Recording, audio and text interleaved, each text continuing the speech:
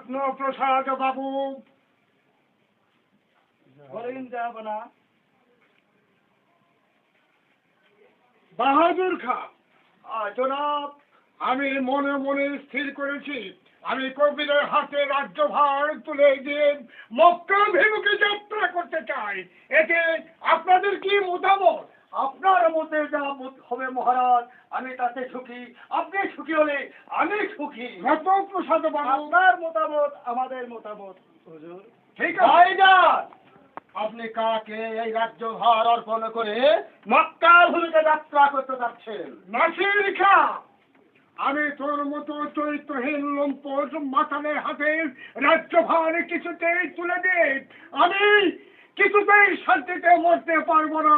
ভাইজান, আপনি ভুল করছেন, আপনি ভুল করছেন। শাহজাদা কবিরের হাতে এই রাজ্যভার অর্পণ করে আপনি যদি মক্কা অভিমুখে যাত্রা করেন, তাহলে এই ভুলের মাসুল আপনাকে সারা জীবন গুনতে হবে। নাসির খা, তুই আমার ছোট ভাই, তুই চরিত্রহীন মাতাল, আমি চরিত্রহীন মাতালের হাতে কিছুতেই রাজ্যভার তুলে দিতে পারি না।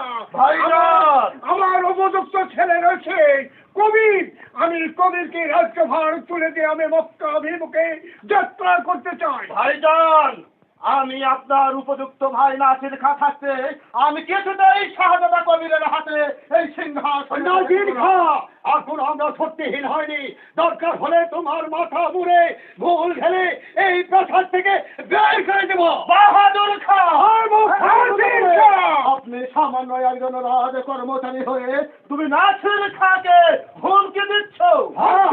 হুমকি নয় নাসির খা, তুই যে চরিত্রহীন মাতাল নিশাখোর, আমি তোর হাতে কিছুতেই রাজ্যভার তুলে দিতে পারি না। যদি রাজ্যভার চুকে তুলেছি আমার প্রজাগণ না খেয়ে মরে যাবে। ভাইজান, নাসির খা, প্রয়োজন হলে মাথা মুড়ে ঘোল ঢেলে আমি এই দেশ থেকে বিতাড়িত করে দেব। ভাইজান, বাহাদুর খা যা বলেছে তা সত্য বলেছে। আপনার ঘাট ভরে ভুল ঢেলে এই রাজ্য থেকে বিতাড়িত করে দিব। কোথায় বাহাদুর খা, রত্নপ্রসাদ বাবু, আপনি একজন সামান্য রাজ কর্মচারী হয়ে তুমি নাসির খাকে হুমকি দিচ্ছ। নাসির খা, আমি কবিরের হাতে রাজ্যভার তুলে দিতে চাই। কোথায় শাহজাদা কবির? আব্বাজান, আমাকে ডাকেছেন আব্বাজান। তুমি বসতে পারো। এই শাহজাদা কবিরের হাতে আমি রাজ্যভার তুলে দিতে চাই। রাজ্যভার তুলে দিয়ে আমি মক্কা অভিমুখে যাত্রা করব। জনাব, আমার মতো হয় এক্ষুনি আপনার ওই সাহিত্য ওই আমাদের একমাত্র কাঙ্ক্ষিনী আমাদের সেই অফিসারের ছেলে তার মাথায় অর্পণ করে যাবে। হ্যাঁ, কবিরের হাতে রাজ্যভার তুলে দেব।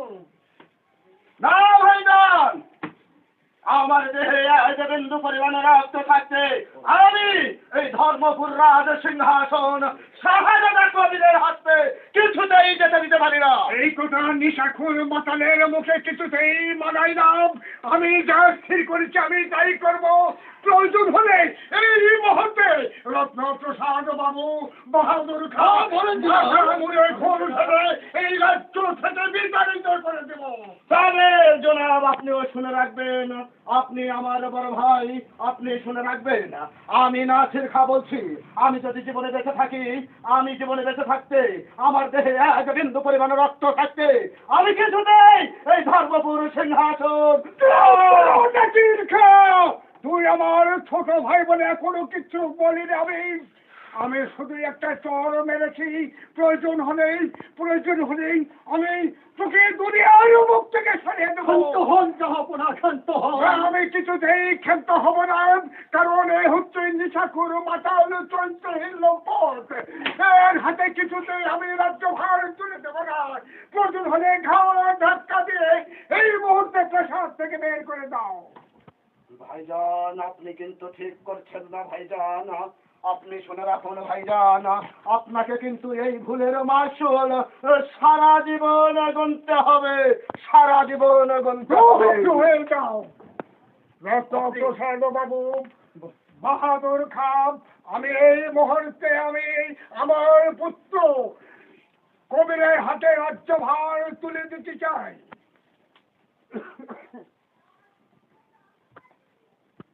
জয় জয় শাহজাদা কবিরের জয়, শাহজাদা কবিরের জয়, শাহজাদা কবিরের জয়। চলুন আব্বাজান। চলুন বাপি, আমরা এই মুহূর্তে আমরা অন্তঃপুরে যাই। চলো চলো। মন্ত্রী বলেন হুজুর। আসতে পারে।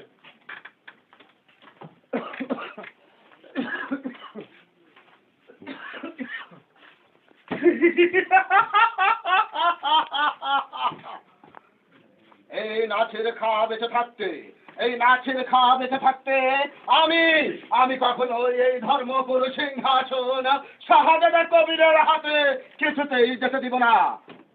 ছলে বলে কলে কৌশলে যেমন করে হোক না কেন আমি এই ধর্মপুর সিংহাসনকে হাতিয়ে নিব।